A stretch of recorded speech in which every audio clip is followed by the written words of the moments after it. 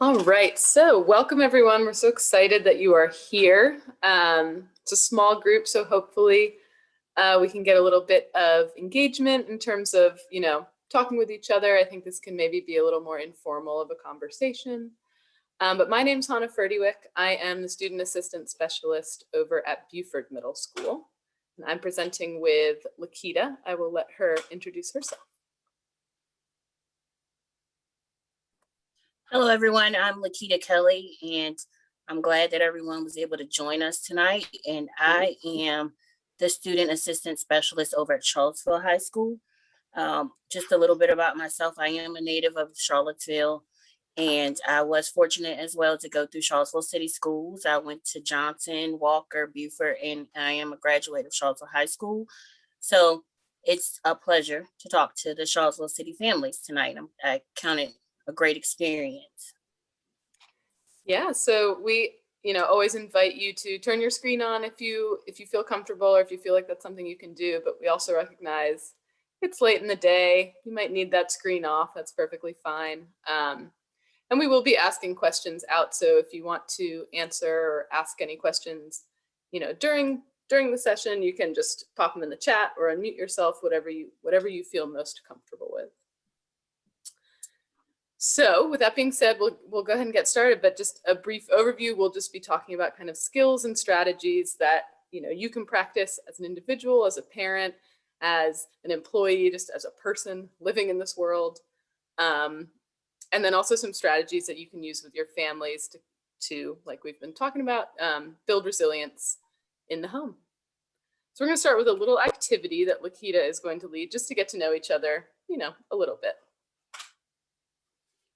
So this is going to be just an informal icebreaker so we can get started in a fun way. And this icebreaker is called, "What is your COVID name?" And the way you figure out what your COVID name is first you'll state your emotion, which we know you could be happy, you could be sad, you could be tired, whatever you're feeling at this exact moment. And that would be your first name. And then your last name would be the last thing that you ate. So for me, I would be tired steak because that's what I had last. So I'm tired steak, and tired because the time changed and I'm still trying to get caught up with the time change and lack of sleep and the whole thing. So my COVID name would be tired steak tonight. And I would say if you have your COVID name, if you would put it in the chat and I would read some of those out. And that's just a little fun way that we can introduce ourselves. So Laura put that she's a stressed quesadilla. That's a good one. That's a great one. I'm a little overwhelmed, so I'm overwhelmed popcorn. Overwhelmed popcorn. That's a good one. Oh, harried naan. That's a good one. Tired salad. Happy yogurt. Happy. Well, that shows we have a lot of different feelings in the room tonight, from tired to happy. But yeah, so we hope that this training on resilience will be great. Heavy ice cream is another one that came up. That's a good one. Mm-hmm. And so this can be a fun activity to do with your little ones, just to do a check-in, see how people are feeling. So little did you know, this activity is something you can also use with your family. All right, so I'm going to dive in and talk about something called surge capacity. So I'm just going to talk about it kind of briefly, and we will send a PDF copy of this presentation to Bianca so she can get it out to families if you want to read more. So this article is hyperlinked if you're interested. You can just click on Tara Halley's name, but she's a researcher. And we like talking a little bit about this because she kind of gives a name to what we might all be feeling right now, which is surge capacity. So our surge capacity is kind of our ability to, respond to highly stressful events, usually kind of shorter term stressful events. So something like a natural disaster maybe, or a car accident. So there are our adaptive skills that let us kind of make it through those difficult events. And so what she has noticed, and what a lot of researchers have noticed, is that our surge capacity right now is super depleted. the difference between COVID and say a natural disaster is that COVID has been going on for, I guess, wasn't the anniversary Saturday for like over a year or for a year. And then, within the more recent months, we've now been transitioning back into school. So it's kind of like another wave of kind of trying to figure everything out, right? So what Maston is kind of saying is basically our surge capacity is depleted and we might be feeling like we're kind of running on empty. So we just wanted to kind of acknowledge that we're all in this boat feeling pretty depleted. And thinking about surge capacity is a way to kind of put a name to that feeling a little bit.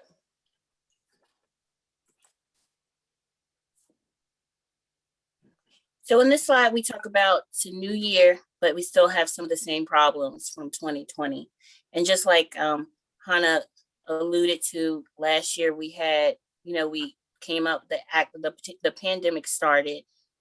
So we're still dealing with problems from last year, such as social distancing, wearing masks, school schedules, like trying to rearrange our schedules, trying to do all these things along with the new feelings of the vaccine, like how's the vaccine rollout going or the lack of, or how's it going with the virtual or the hybrid students. So we're still dealing with some of the problems from 2020, along with a lot of some new problems from 2021. So this, alludes to what the surge capacity is talking about, being depleted, which is definitely a feeling that we all are dealing with. So we just wanted to say, like, we made it through 2020, but that we still have things that we're transitions that we're trying to deal with and to accomplish here in 2021.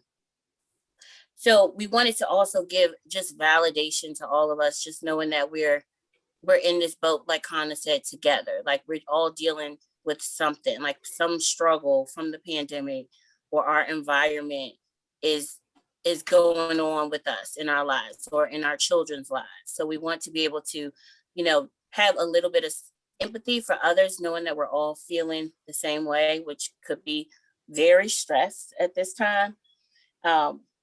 And we had a very good visual. We was just saying to think about a wave visual. You get knocked down by one wave and then you get up and then here comes another wave, something else to address and to get over. And that's what we're hoping with this training. We can give you some skills and some things that you can use in order to bounce back from those waves, to bounce back from the things that life is continuing to throw to us. Yeah, so I know a couple of people just joined us, so we invite you, if you'd like to turn on your screen, feel free. If you have questions or comments or just ideas you want to share, feel free to drop them in the chat or unmute yourself, but welcome. So this picture we have on here is just a bunch of stock images of when you Google parenting during COVID. And I'm just curious, do any of these resonate with any of you? You can give a thumbs up. Yeah, Kristen says yes. Anybody else? Yep. Yeah. So again, we just wanted to recognize, I see something maybe got dropped in the chat. Yes. Yeah, okay, great. Yes. So it's rough. We are parenting. We're also maybe trying to work, do our jobs. Maybe it's at home, or maybe we have to go into the office part-time. So then we're trying to figure out childcare. We might also be kind of I don't know if you want to say like substitute teacher or a tutor for our kids. We're just wearing so many hats. And it can be really challenging. I think everyone seems to have their hand on their head. It's just, we're dealing with a lot. So, humor sometimes helps kind of push through. So if you ever need a laugh, Google parenting during COVID and just kind of look through those images because it's real. And just like with those visuals that we saw, there are some behaviors that we may be seeing in ourselves or in our children. Some of the things could be just difficulty concentrating, being able to focus on one thing when you have a ton of different things that's calling for your attention as well. Disrupted sleep, not being able to sleep. I'm definitely um, dealing with the lack of sleep. Um, just a little personal story. My daughter is doing the virtual, but she is in a new class. She has new students, she has new teachers. So she was very anxious, had a lot of anxiety about, well, how's this going to work? You know, her schedule changed from what it was the whole year. So a lot of these behaviors can come from dealing with those new experiences or those new transitions. Fear, feeling irritable or agitated, which I think that's easy to feel. I definitely can attest to being on a short fuse, having a short fuse, just because of you have so much that's on your plate and so much that you're trying to focus on. But some other behaviors you could see is being signs of withdrawal, apathy, increased substance use could definitely be something that uh, that people use as a way to cope with what's going on. So, and increased somatic complaints.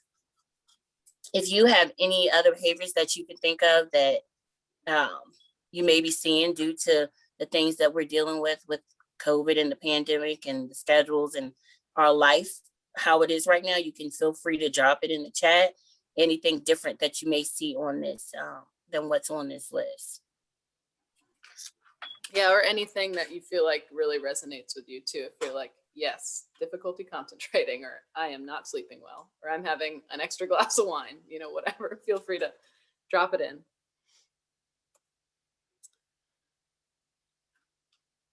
Let's see, I think I saw something come in the chat. Lord, lots of emotions, Yeah. tears. Lots of tearfulness, exactly. Let's see. And we have sadness from the loss of relatives due to COVID. Yeah, exactly. Anxiety, sky high. I was able to pull up the chat kind of, so I can see a little bit. Okay. Yeah, these are all definitely things that people are kind of either feeling emotionally, dealing with, trying to work through, on top of just kind of trying to get through daily tasks, right? So that's what, you know, this kind of leads. Oh, go ahead. I was just going to say, Annette, I feel that, you know, definitely sadness from the loss of relatives or fear from the loss of being in that boat of losing someone. Like the fear can be so gripping as well, because you're worried about that on a consistent basis. But definitely can identify with everything that you guys dropped in the chat. I appreciate that. Mm-hmm. Yeah, so that actually leads kind of nicely into, you know, this idea of why leaning on teams, whether that's like your partner or your parents or family members or coworkers, why getting that support is so important. You know, we are very social creatures. And so, you know, when we're going through stressful times, it is very helpful to be able to kind of reach out and maybe ask for someone, or ask for some help from someone. But we also recognize that that can be a challenge sometimes. So I wanted to kind of ask you all what you think might be some barriers to asking for help. So it can be like barriers you've noticed within yourself, or just kind of barriers that you can think of. Feel free, again, drop them in the chat or unmute yourself.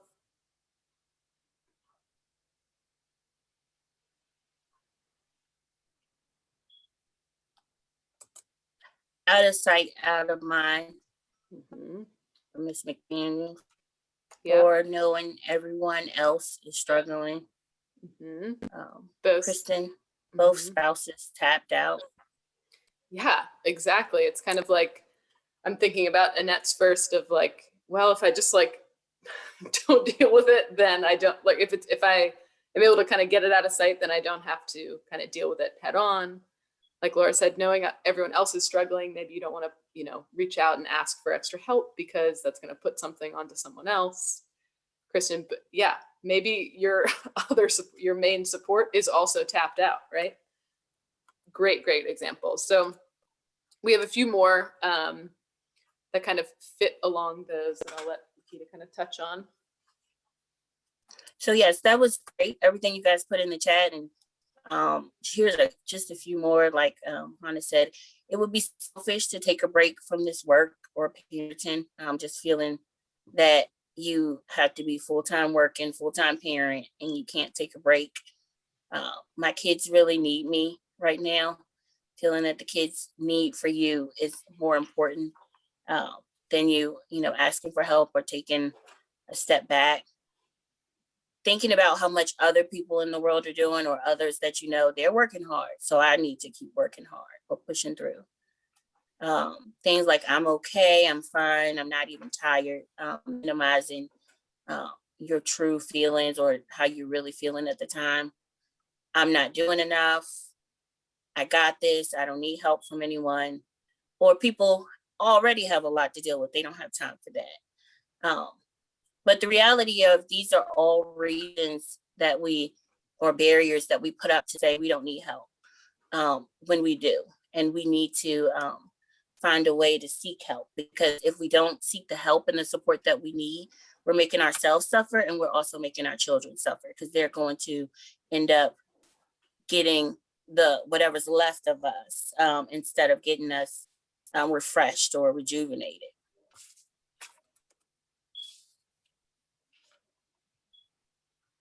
And just knowing it's okay not to be okay. That's just what it says. It's okay to say, I need a break.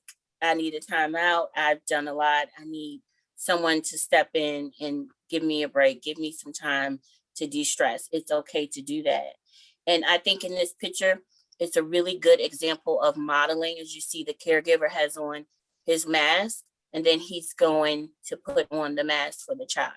So he had to take care of himself in order to make sure that he was ready in order to come and do that for the child. And I think that also shows our children that it's okay to take a break. It's okay to ask for help. It's okay to need support.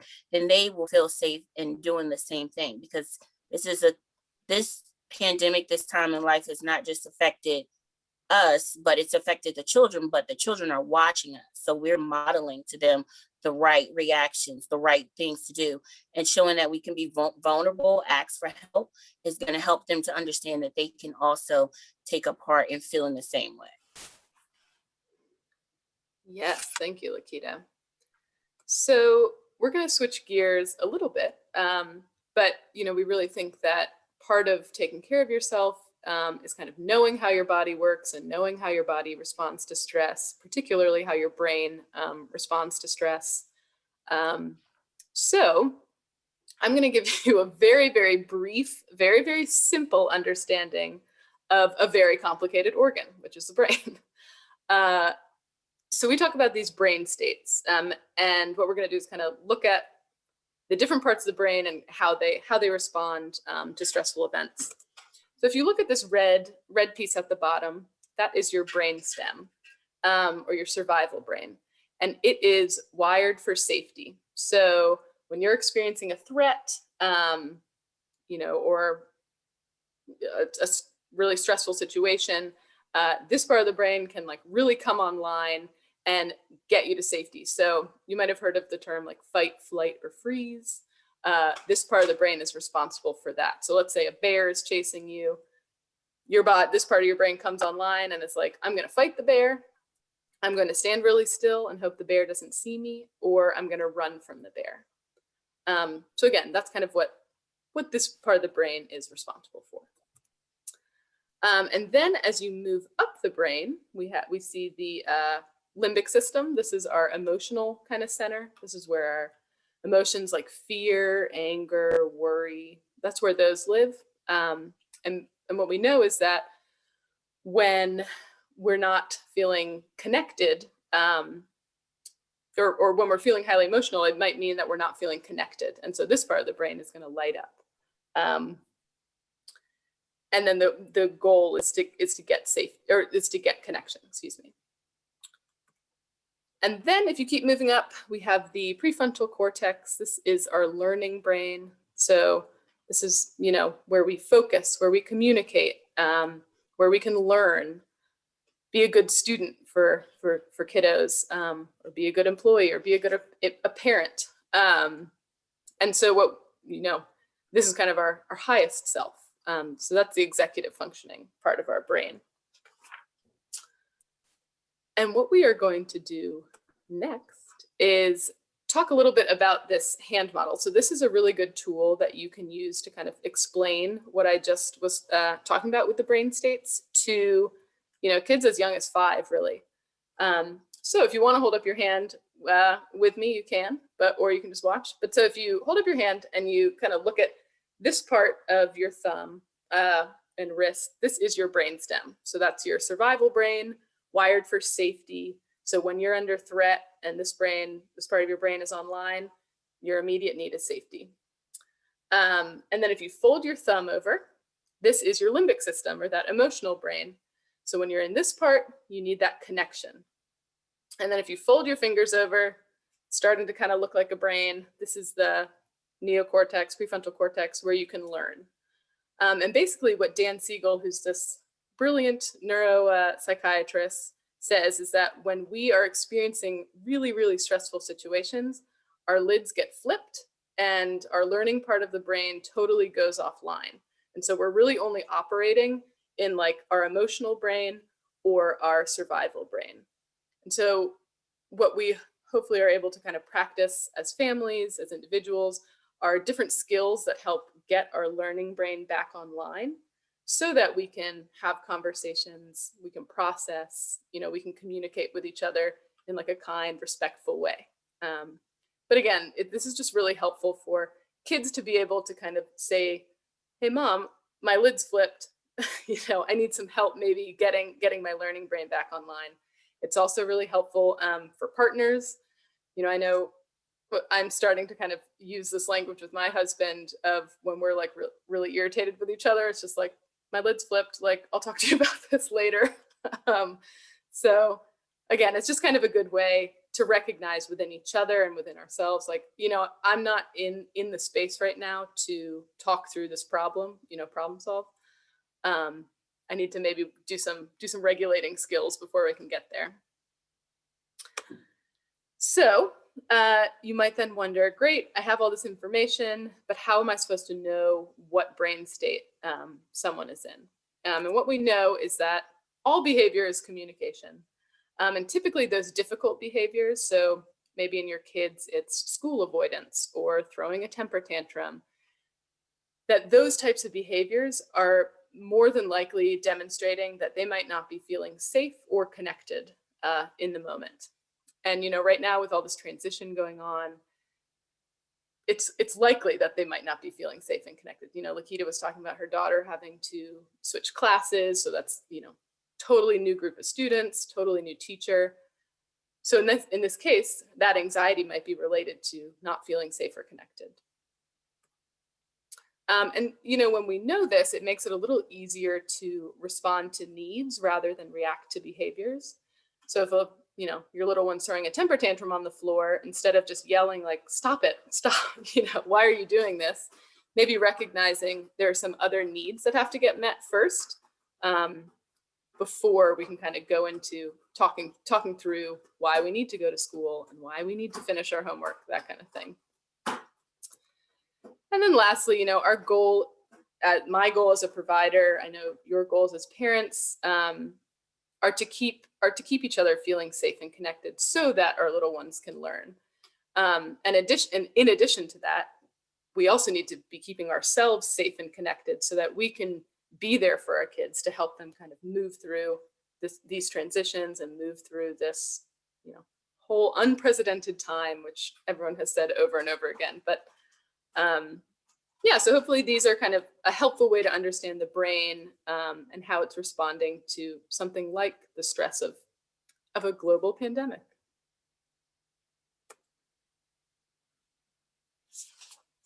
So next we're going to get into a section talking about prioritizing here.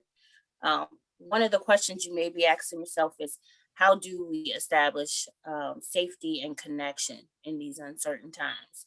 How do we help the kids? And the answer for that is we need to help the adults first, just meaning that it starts with us.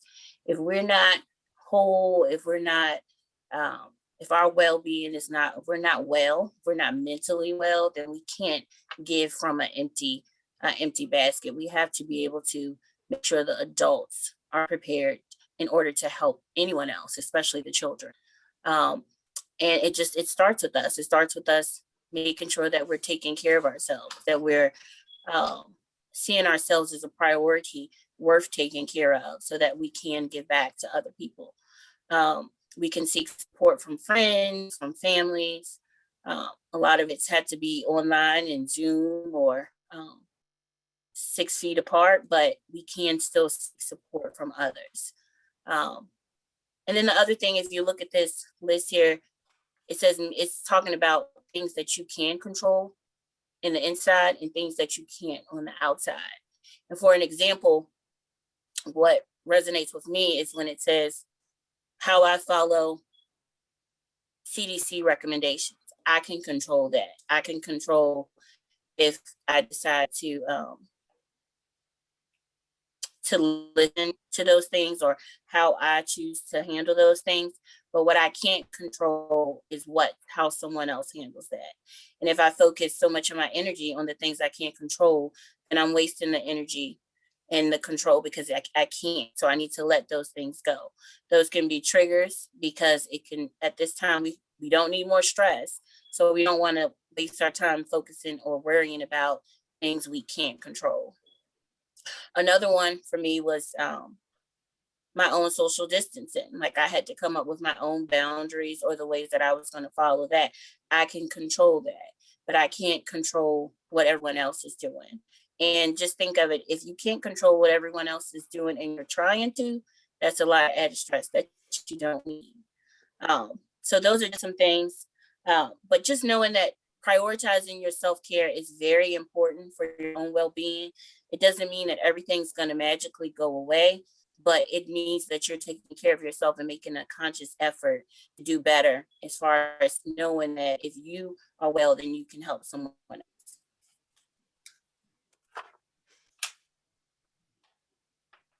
So now I'm going to talk about some structures and some ways, the routes of safeties that we can put into play so that we know how to create our own plan for ourselves. We're all different, just like Hannah talked about the brain. All of our brains are different. The way we think, the way we feel, we're all different. So our self-care plan is going to look different. What works for me may not work for Hannah or for Laura. It may work for me, but not for them. So I'm going to go through the routes of safety. And what I would say, if you have pen or paper, it would be great. And you can write down some of these things, because these are the things that you can use, or the skills that you can use in order to help yourself in a time like this. And I feel because we're so different, you're going to want to use one thing on the list that I may not want to use, but it might be good for you to write it down and to hold on to it. So, you know, this will help me in these uncertain times. And that's what we want. We want to give you some skills, some things that you can do when we're not around to help you feel just more safe and connected. And also, if I'm you going to want, start with the first route. sorry, I was just going to add, if anything really speaks to you and you want to drop it in the chat, you know, feel free. So the first route of safety is inner guidance. And I would say our inner guidance is just that gut feeling, that feeling that you have that's telling you this is right, or this is what you need to do. A deep down knowing inside of you. And the question for this is, you know, how will you focus your inner guidance today or this week? For me, you know, I'm going to just tell you about me, but there's a lot of different things on this list, or ways that you can get in touch with your own inner guidance and your feelings. For me, I do like to write. I like to journal. I'm into the spiritual aspect and definitely into prayer. For some people, it may be meditation. For some people, it may be working on self-confidence. Another thing that I really like on this list is the feeling your feelings, meaning that if you're sad, feeling that feeling and allowing yourself to be sad in that moment, or if you're upset, allowing yourself to have the full the full emotion and knowing that it's okay. Those emotions, we sometimes have them, and it's okay to have those kind of emotions. So is there anything on this list that you guys see that you think for my inner guidance, this would help me? And if you would just drop it in the chat and I can read it out, makes you feel like you're in touch with that deep down gut feeling, or something that you know that's what you're really, and it nudges you to do better or to feel better.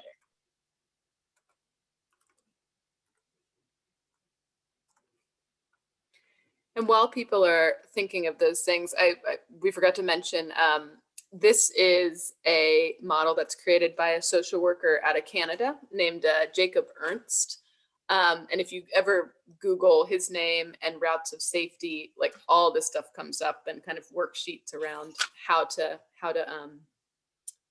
kind of practice those routes of safety in your daily life. But he's a really awesome person, and he's got a really great Instagram account too, if you ever want to follow him. So I see Kristen said practicing yoga. Yep, that is a very excellent way to kind of connect to that inner guidance. Anyone else have anything they want to add? Okay.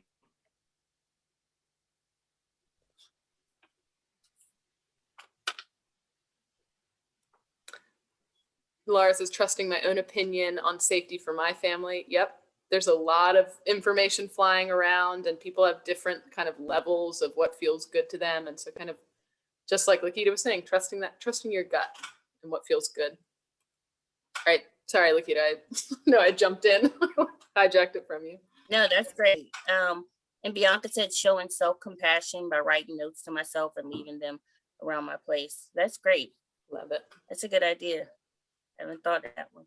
I'm very into quotes, so I'm like, I think they just are uplifting. So that's a great idea. Okay, so the next route of safety is structure and certainty. Um, and structure and certainty are very important, because when we can control what we can control, we just feel safer. If we feel like we know what's coming, what's predictable, we feel safer. We feel safer. We feel more connected when we have things put into place that that provide us structure and knowing what's coming or what's going on. And that's why the pandemic was so hard, because we didn't know from day to day, like what was coming, what was changing, what was staying the same.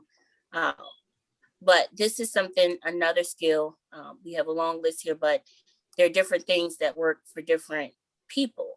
For me, like, you can think of, well, and I'll tell you mine, but you can think of what you can do to provide structure and certainty today in your life.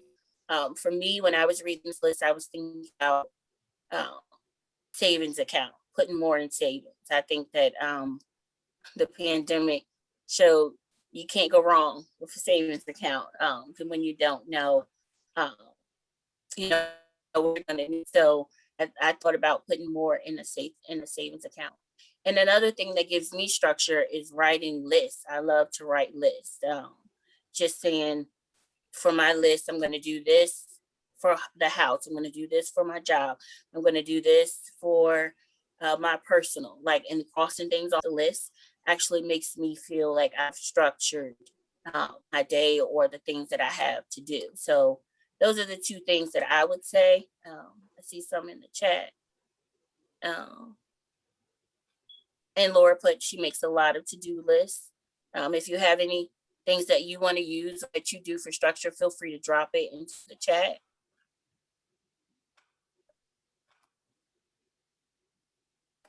But yeah, that's what it, the structure and certainty, just to read a couple, keeping busy. Some people, the money in the bank, working, making lists, having a consistent hobby. These things, feeling the structure and the certainty, and knowing that you know what's coming, what you have set up for yourself, can also bring feelings of safeness. And being connected. And that's what we're looking for in these spots. And in the chat, Laura said writing out schedules for her kids. And that's great. Writing out schedules for kids.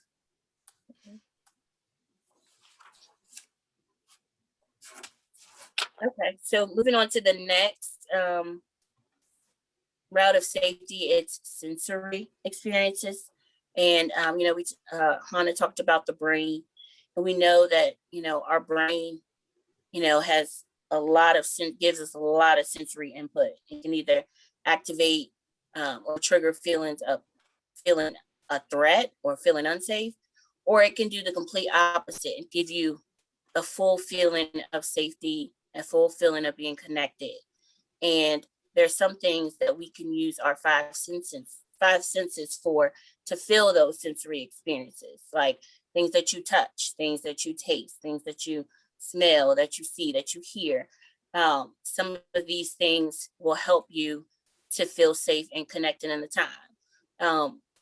For instance, with me, I love the smell of essential oil jasmine. I don't know what it is about jasmine, but it makes me feel as if everything's floated away and everything is calm again. So I try to use that. Like I try to use it in the diffuser. I love to light candles. Like for me, smell is a great thing. And as far as sight, I love to see the beach. Like just to see the waves moving, that brings the feeling of calmness for me, or the sounds of the ocean. But those are some sensory experiences. And sometimes when you're in the, maybe your lid's flipped or you're in a heightened state, you want to find things that help ground you, to bring you back, to make you feel calm or safe and connected again.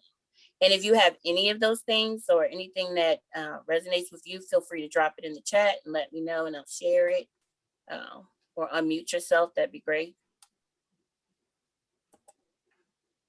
I always, excuse me, like to add, I have a friend who's Danish, and there's this whole like concept in Denmark called hygge, which is like all about kind of cultivating and making a cozy space that like benefits your well-being. So it's gotten like, of course, kind of trendy, in other parts of the world now too. So I now go to Marshall's and see like a hygge candle, which it's true, that does help bring about coziness. But now I met her a number of years ago. And so now I'm always thinking about how am I making my house, more hygge-like. Laura said going outside, fresh air, sun. Yeah, that can be really helpful with kind of, again, just being in a different space. I know a lot of us are either inside or in an office all day. So that can be really helpful, going outside. All right, you ready for the next one, Lakita? Yes. Great. Okay, so the next route of safety is quality relationships. And we know if COVID didn't teach us anything else, it taught us the importance of relationships and the people that, we kind of took for granted. Those, I can see you next week, or I can see you tomorrow, or I can drop by. It became more prevalent, the need for relationship and interactions with humans, other people other than just our immediate family in the house during the pandemic and the quarantine.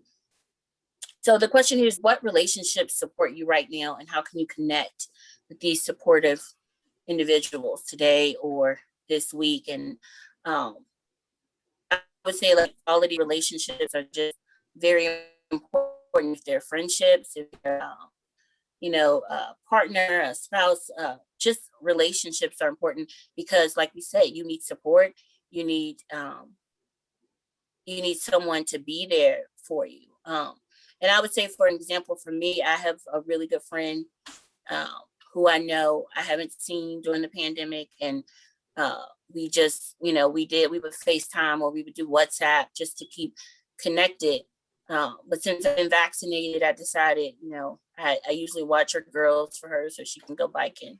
And I was like, you know what, I'm gonna do that again. Haven't done it in a year. But I did that over the past weekend, and I babysat her girls, and they came over, and it felt good. it felt good because she's my friend and I knew I was giving her something that she needed, which was time away from kids.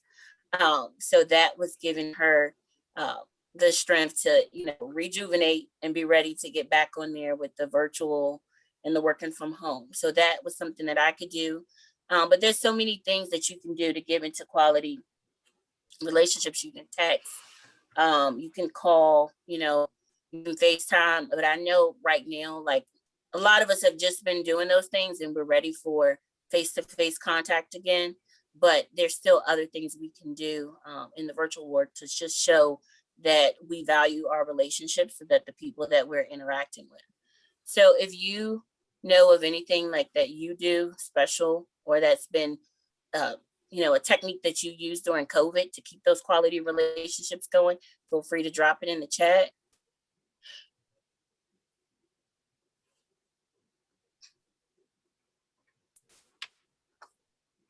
And we know it can be kind of hard, especially if you have kids, carving out that time either for yourself or with your partner can be challenging, but it really can be so important. So maybe it just means you're able to drop your kids off for like a half hour or an hour at grandma's house and you guys can go on a walk together or watch a movie together in your house. But yeah, any ways to kind of be together without your kids sometimes can be a really important thing for relationships.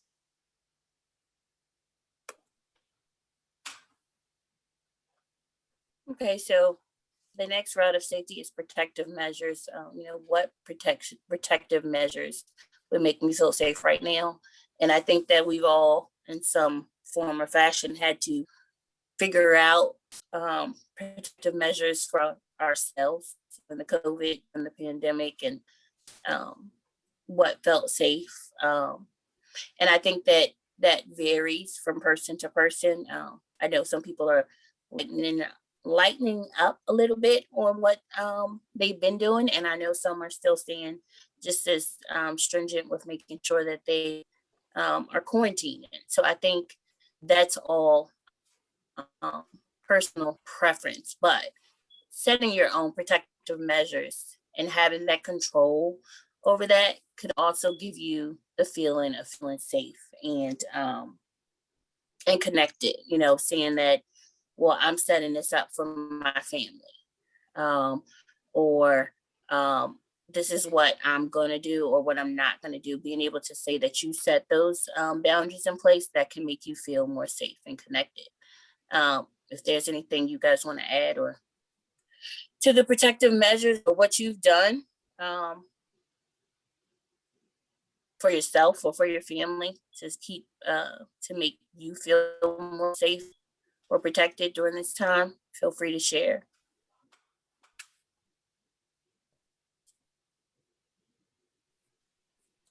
I'll say for me, a couple things I had to do with the protective measures was to, during the pandemic, I had to turn down some family visits.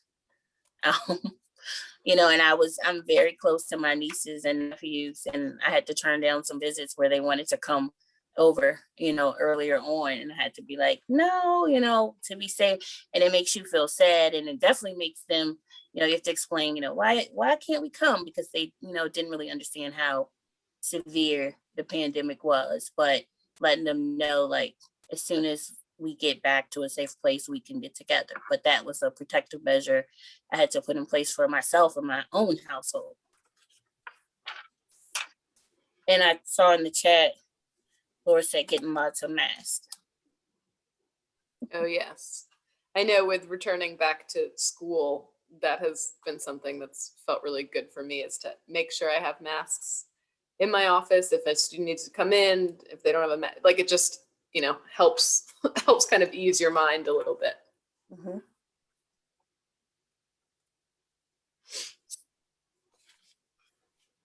And then the next route of safety is closeness and proximity. Just how do I experience closeness right now? How can I have more closeness when I need it? And again, we know this is very hard right now due to, the pandemic, but you may not be able to get that hug that you're craving or be closer to 6 feet. But I mean, there are things you can do, like you can text, you can do the phone calls, you can FaceTime, or you can do the drive-by visits. I've had a few friends that just ride by and stay in their car just to, show their face, to show their, like, I'm thinking about you, the appreciation, like that still matters. It's showing that you do care, you do want the closeness, but you're trying to just do what you can during these times. Does anybody have anything different they've thought of?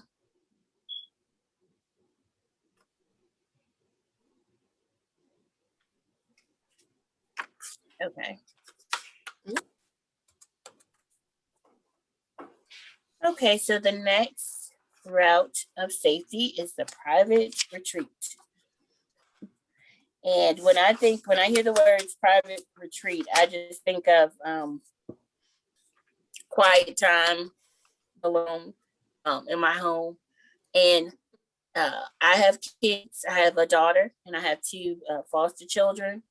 So the house is always busy, busy, busy, busy.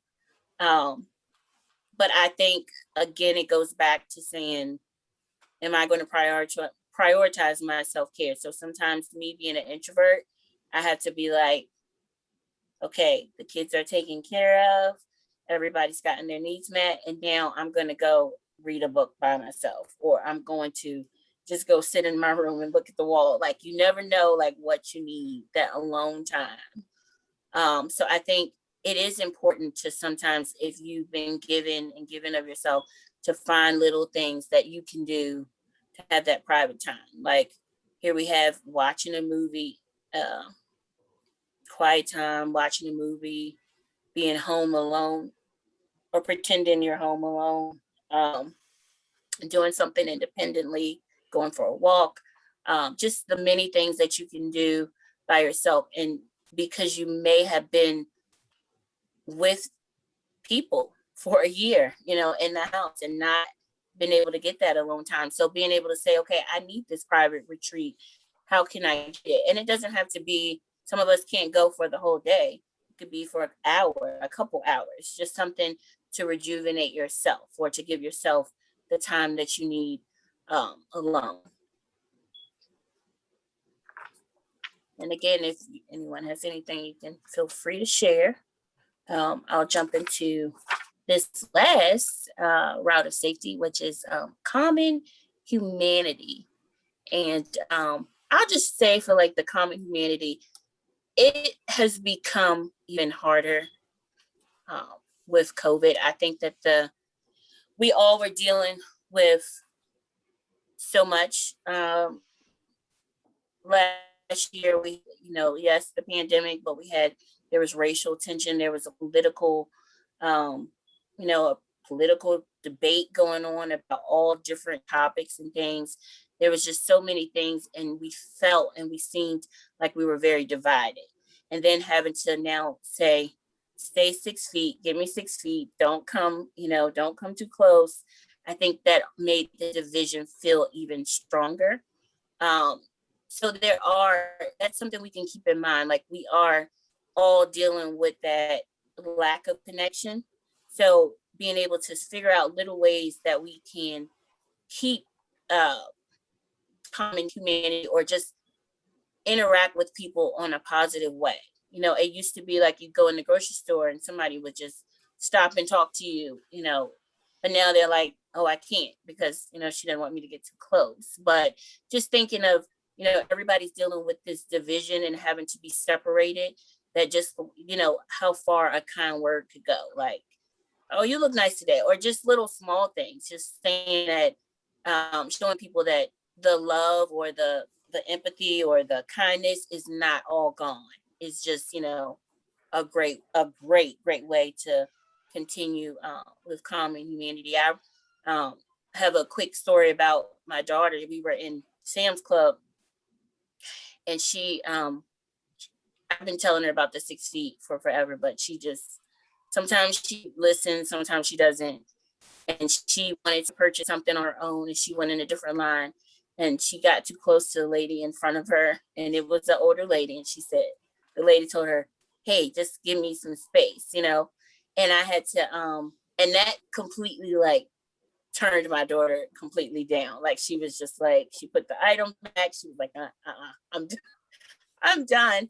And it just was a discussion of those little things, even though she definitely, the lady was definitely valid, saying like, you know, we need to keep the 6 feet, but it's just those words, like people are feeling that way, like, oh, I can't, you know, like we know that we need the space, but we do want to still kind of have some kind of interaction or a positive one. So it's understanding, knowing that we have to social distance, we have to keep the 6 feet, but just always keeping in mind like how we're coming across to other people and what can we say in a kind way, you know, to make them still feel like, yeah, we're keeping with the rules, but we're also showing you that we, you know, we care about who you are, you know, what you're going through as well.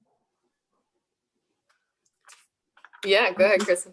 I was in line for the UPS store the other day, and they have this big sign that's like 5 people only. Oh, When yeah. I got there were like 7 people in there.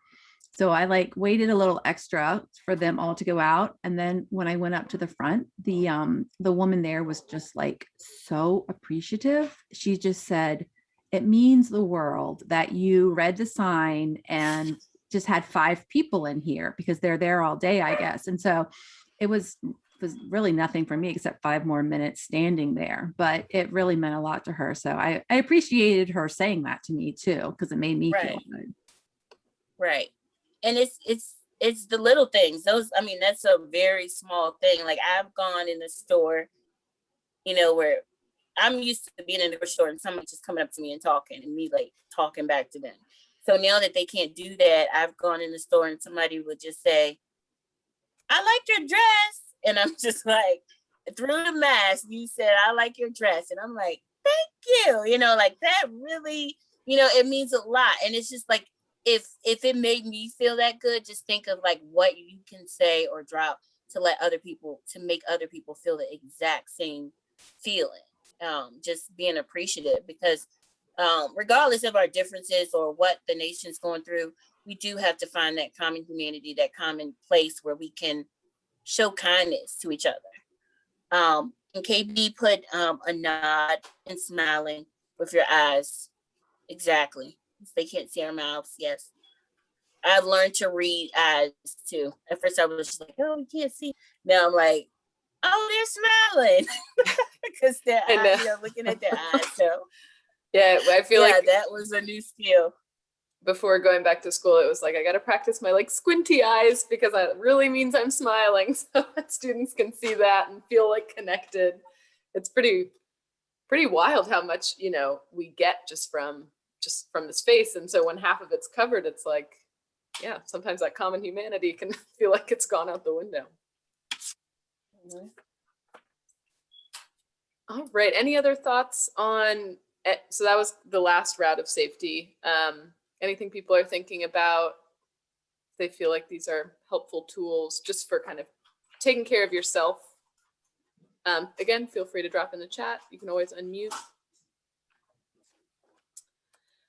So we are now going to kind of switch gears and talk a little bit about kind of resilience within a family. And we'll get into family can mean your, you know, biological family, but it can mean a little bit more than that. So there's been a ton of research on resilience and the science of resilience.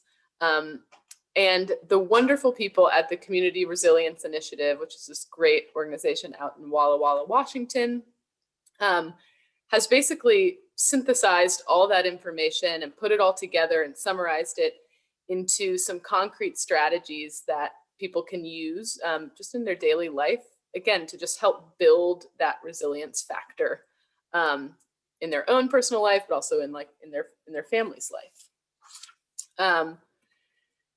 And so before we kind of dive into what those strategies are, I thought I would explain some of the language that I'll be using that you'll be seeing on the screen. The first one is family. So again, sometimes when we think of family, the thing that comes to mind is our biological family, brothers, sisters, parents, kids. But what we're meaning more in this context is any group of people with working together with common goals and common values. So that could be your family, your kind of nuclear family, but it could also be like your church family or your school family or your coworkers, the team that you work with at work. So really, it's kind of a little bit bigger, and that the idea is that you can use these strategies in these different families to help build resilience. And so the other word that you see on here is station, and station basically means like holding intentional space and time for each of these domains or each of these categories. So holding space for celebrations within your family, holding space for regulation within your family or education.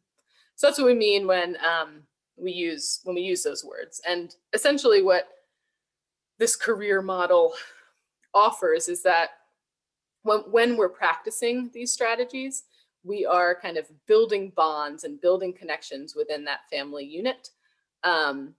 And we know that kind of well-bonded families can really make it through difficult and challenging times. So I'm going to look at the time. Okay, great.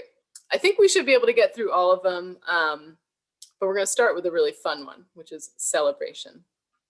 So the science says that celebrating within families is a really powerful organizer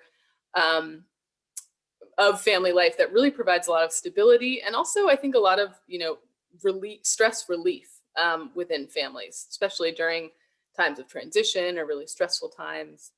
Excuse me. And when we're able to celebrate those small things in life with some intention, we are really paying attention to how we want to celebrate something. It really makes life with the other people in our family, again, whether that's coworkers or your immediate family, it just makes life more meaningful. So what are things you can celebrate? Well, since we've had a lot of time on our hands this past year, you can really celebrate a lot of different things. I know something my partner and I have been doing this kind of more recently is at the end of the week, we just have like a 1-song dance party where we get to like move and act really silly. And it just kind of helps, melt away some of the stress from work. Sometimes we're just like two ships in the night passing each other. It's like we have dinner together and then one of us is exhausted and goes to bed. So we just like make that little time on Friday that like, we're going to just really be together. Other examples that I've heard have been like celebrating half birthdays. You could do anniversaries. You could do like an anniversary with your partner and, an anniversary that the whole family gets to celebrate. So that's like a double celebration. Again, regular birthdays, pets' birthdays. Birthdays seem to be a big one, especially if you have little kids. And what we also know is that, part of the excitement and fun and like coming together is that planning process as well. So, letting your little ones pick out streamers or like, we're all going to wear funny hats or we're all going to, sing to each other. It's like that kind of idea, those small things. I don't know if you all have anything in your families. It can be celebrations. It can also be like rituals. So maybe every night everyone goes around and says kind of the highs and lows of the day. Or just like every Friday we have pizza, that's a ritual or celebration. Do you all have any things that you practice within your families that you'd like to share? I'd love to hear them.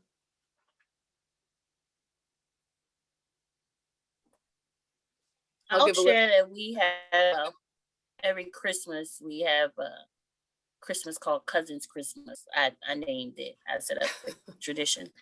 And I bring all my nieces and nephews here and I let them have their own little Christmas together. And then they go back to their individual families on Christmas Eve. So I have them for like a day or two. And I just feed them and give them gifts from me and they get to open it and they get to be together because I want to foster that cousin bond with all of them. Definitely do a pizza thing on every Friday night. Not really for any specific reason except for it's easy. Right. And you made it through the week. That's what we're celebrating. Yeah, I also see in the chat movie nights. Love a movie night. That really helps, maybe everyone decides, okay, we're all going to put our phones away for this 1 hour and a half, and watch something and laugh together or cry together, whatever kind of movie you guys like to watch. But I love that. Movie nights are great ways of kind of celebrating or just even acknowledging just the end of the week and that we're all going to be together. Love that. So, and one other piece, was someone going to say something? I wasn't sure if I heard it unmute. No. One thing that I think is that our coworker was talking about, especially during this transition with schools, are like coming and going rituals. So our coworker was talking about how, again, her daughter had to switch classes as well, just based on scheduling. And that was really sad for her because she really loved her teacher. And it was, hard to start building a relationship with a new teacher when there's, only a couple months left in the school year. And so what they did was wrote their old teacher a little letter that just said the things that she loved and appreciated about her teacher. So again, it's just like acknowledging the feelings that little one was feeling, and also like kind of keeping that connection going. So that's another way to kind of move through a transition with a celebration or an acknowledgement. I see Kristen also put in breakfast for dinner during the week. Love that. Love, love, love that. It also like switches things up and makes things more fun. So yeah, I would encourage you guys to take some of the things that each other have put in the chat, or even just be thinking about what are those things that we can celebrate. Maybe it's just something at the end of the day or the end of the week, but I love what everyone's put in. Keep it coming if you want. All right, so now we're going to move to the affirmation station. So I'm probably going to say this at the beginning of like each station that I go through. This one is so important right now. But affirmations are super, super important. How we talk to ourselves is just as important as how we talk to each other. And affirmations take some practice, right? That doesn't always come that naturally for everyone. Some people it comes very naturally too. I love Bianca that you put the like notes in your house. That's like a perfect way of doing an affirmation for yourself and being compassionate towards yourself. But what we know is that, giving affirmations to yourself, giving them to each other within the family is one of the strongest protective factors to help people kind of get through difficult times. So again, this could look like maybe at dinner, everyone goes around and practices just saying an affirmation. Again, you can Google affirmation and just a whole host of things will show up. So if you're having a hard time thinking of something, I don't know if right now, if any of the ones on the screen right here speak to any of you, but I know for me, I think the one that I've been thinking a lot about is I am capable. Just, so much is being thrown our way, and it can be really easy to get down on yourself and saying, oh, I'm not doing this well enough, or I'm not doing this well enough. But for me, that one really speaks to me. So if any of them speak to you, feel free to drop it in the chat. But again, also catching each other when they're being good. So it's really easy sometimes to only point out like, oh, they're not picking up their clothes, or she hasn't done her homework yet, or oh, I never get us out of the house on time, for work or for whatever event. But also practicing acknowledging when people have done things well and when you have done something well yourself. That's a really wonderful way to practice those affirmations. And I see there's a few things in the chat. Yep, Laura says she likes the ones about strength. I love that. Bianca said the note on the front door says, you can do hard things. It's nice to look at when you leave your house every day. I love that. That is excellent. Oh, I think I might have to like steal that. That's so great, because that's what it feels like right now. We're just being like thrown into just one big, hard, difficult time. So what an excellent reminder. Thanks, Bianca. Okay, regulation. What am I going to say? This one's super important right now. Kind of going back to the idea of if our lids are flipped, we really can't access that higher learning part of our brain, whether we're a kid or an adult. So being able to practice ways to regulate our nervous system, to calm ourselves down when we're feeling really stressed out is just a really powerful way to, again, kind of push through challenging and difficult times. So we're actually going to practice one right now.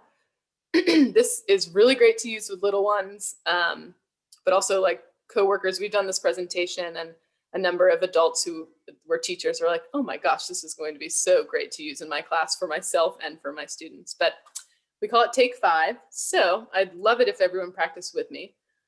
What you're going to do is hold your hand up, and we're just going to be taking some deep breaths.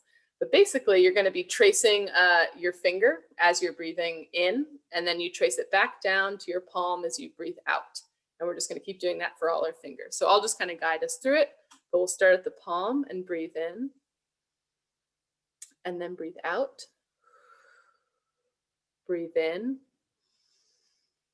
breathe out, breathe in, breathe out, breathe in, breathe out, breathe in, breathe out. So again, it just takes like a little bit of time, and it really helps with just starting to regulate yourself. You know, if anyone's dealt with a lot of anxiety before, maybe your heart's racing or you're having a hard time concentrating, doing something like breath work can really help get that heartbeat down, and just really start to calm you. And one helpful thing, if you are teaching something breathing wise to, especially like little kids, telling them to breathe in through their nose like they're smelling flowers, so a big deep breath, and then breathe out like they're blowing out candles, to just kind of get them in the habit of kind of what a deep breath looks like versus like a shallow breath. So there are tons of other regulation things you can do. There are grounding activities, things that also bring in other senses. So the 5-finger breathing is nice because you're also like touching your skin. So it's also kind of sensory in that way. Maybe it means like calling a friend or, you know, a sibling to kind of talk through some things if you're feeling super stressed out. But regulation is just so, so, so important. Any questions or thoughts about any of these? I know I've kind of been moving through them, or if you have anything you want to add, feel free again, drop it in the chat.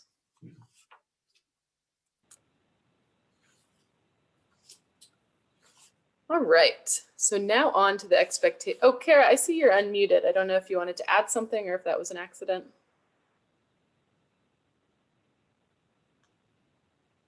All right, I will keep moving then. So expectations. This is, you know, once again, very important. Not always the most fun, but doesn't mean it's not important. So expectations, setting rules, setting boundaries, these are all things that can be really challenging, but are just, you know, really, really helpful when you're trying to build resilience within your family. So it's very important that, you know, they're clearly stated, and maybe stated in different ways. So if someone isn't getting something, maybe trying to reframe and restate what the expectation is. I also think when you're able to, inviting, if you're talking about expectations with your kids, inviting them to come up with, you know, what are expectations for the household, you know, from chores to how we treat each other. Because I think when there's more buy-in from kids, they're much less likely to violate, you know, those expectations or break those rules, because they help set them, so they know that they're important. You know, that's not applicable in all situations, and obviously there are going to be non-negotiables to keep people safe. But when you can, I think that can be a really helpful way to kind of, again, build that connection while you're also setting expectations for the house. And expectations really just help with predictability and structure, you know, two things that feel very far away from us right now, with how much, you know, things are changing. So when you can set expectations in your house, again, it just really helps with that predictability. And so these are some ways that we can kind of keep expectations, you know, talked about and practiced within the house. So one way is like visual expectations. So maybe that means we have signs in our house that have all the chores that need to get done, or a chore wheel, or a to-do list, or yeah, kind of a grocery shopping list. What are the things we need to get to make our lives easy this week, so we can make it through the week with dinner and, you know, lunch and all that stuff. Show and tell. So that's kind of like modeling. Sometimes just showing, you know, if we all need to be wearing masks, putting on your mask, telling your kid it's really important to wear a mask because we're helping keep each other safe. We're helping keep ourselves safe. So again, as the adults, modeling the expectations that we want to see. And then do-overs and grace period. These are just really important because it takes time for expectations to kind of all come together and everyone be on the same page about it. So as, again, things are changing, as emotions may be going up and down because of transitions, things might not be setting in quite as quickly as maybe they have in the past. So giving each other grace, it also helps model that people make mistakes and that we can learn from mistakes and grow from mistakes. And as adults, sometimes we feel like we're not allowed to make mistakes or acknowledge the mistakes that we've made. But it really can be such a beautiful way to kind of teach that, hey, like mom didn't do this so well, but you know, she's going to try again. Or yeah, dad maybe spoke a little louder than he meant to, but we actually talk to each other in kind voices. So it's just a helpful way to model the behaviors and expectations that you want to see them following through with. All right, these are the last two. So we have education. So we've talked about so many different things today. And so basically the goal with education is, how are we sharing these things within our family? How are we sharing what we learned around our brain states, or around how our bodies deal with and manage stress, so that our kids or that the other people in our families can feel empowered, like they are in charge of their bodies and they know how their bodies can respond. Education might look like talking about something that you learned at the dinner table tonight, maybe teaching the lid flipping with your coworkers, or with your partner, or with your kid. These are really just great ways to kind of share knowledge, and again, help pass along that resilience to the people within your families. And then the last one we want to touch on today is restoration. So we have all spent a lot of time with each other in our families, in this presentation even. And so sometimes we make mistakes, sometimes we, mess up. And how are we kind of restoring things that happen in our relationship? So if there's a conflict, how do we respond to it? How do we make sure we know how other people in our family might respond to conflict? Some people, it's like when there's been a rupture of some kind, they need space. So if you know that about them, maybe that means give them space before we start talking through what happened and how we start repairing. Maybe someone, especially little ones, maybe they need a hug to know that the start of that repair is happening, that they're starting to feel safe again. And these, again, are really unique to different families. So, what might work for one family might not necessarily work for others, but restoring and repairing when there has been conflict or there have been fights is just so important. And like I said, when we've been spending so much time together, our lids have probably flipped a time or two. And so how are we repairing when maybe we've made a mistake or had a little bit of conflict with someone else in the family?